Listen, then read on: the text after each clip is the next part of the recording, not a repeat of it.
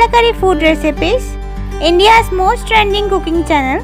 Don't forget to subscribe the channel and tap the bell icon for latest recipes videos notifications. Welcome to our channel Kalakari food recipes. आज हम बनाएंगे मोमोज की चटनी। तो चलिए friends देखते हैं मोमोज की चटनी बनाने के लिए हमें क्या क्या चाहिए। तो यहाँ पे मैंने ले लिया है सूखी मिर्च, 3-4 कलियां लहसुन की। यहाँ पे मैंने विनीगर और थोड़ा सा नींबू का जो लाइम जूस है उसको थोड़ा सा मिला लिया है। तो पहले मैं क्या करूंगा, ये जो मेरा मिर्च है, ये सारे मिर्च से अंदर की जो बीज है वो बीज को मैं निकाल लूंगा। ऐसे तो लगभग मेरे इसमें कोई बीज होगा नहीं क्योंकि मैंने कम बीज वाला ही मिर्च लिया हुआ है। इन सबको मैं ऐसा अलग कर दूंगा।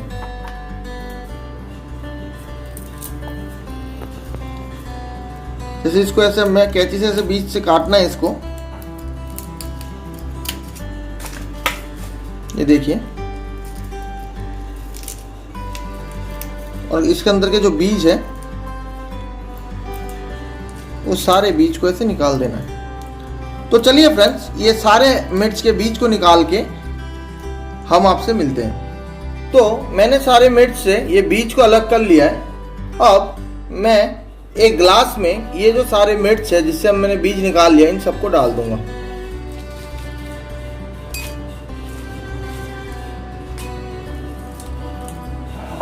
और मैंने जो विनीगर लिया था, ये विनीगर में इन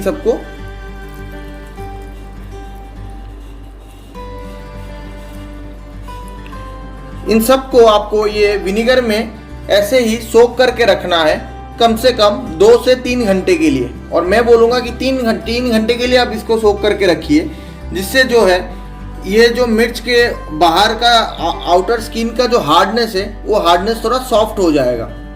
तो फ्रेंड्स मिलते हैं आपसे 3 घंटे बाद।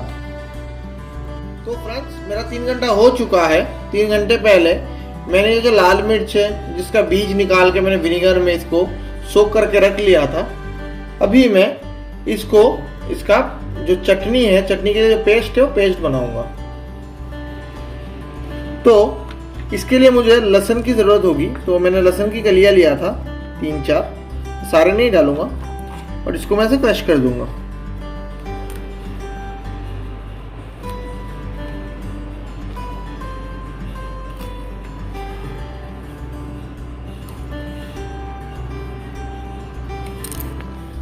तो फ्रेंड्स मैंने यहाँ पे लहसुन क्रश कर लिया है। अभी मैं मेरा ग्राइंडर का जो ये छोटा वाला जार है उसमें ये जो मिर्च है, ये सारे मिर्च इसमें डाल दूंगा क्योंकि हमें इसका पेस्ट बनाना है।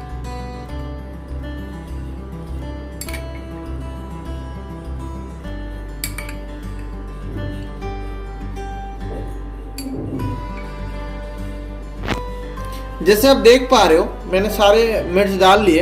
अब जो लहसुन जो क्रश किया था मैंने, वो लहसुन भी डाल दूंगा और इसमें मैं डाल दूंगा थोड़ा सा नमक। और ये जो जिस विनीगर की पानी में डुबो के रख दिया था उसको मैं हल्का सा डाल दूंगा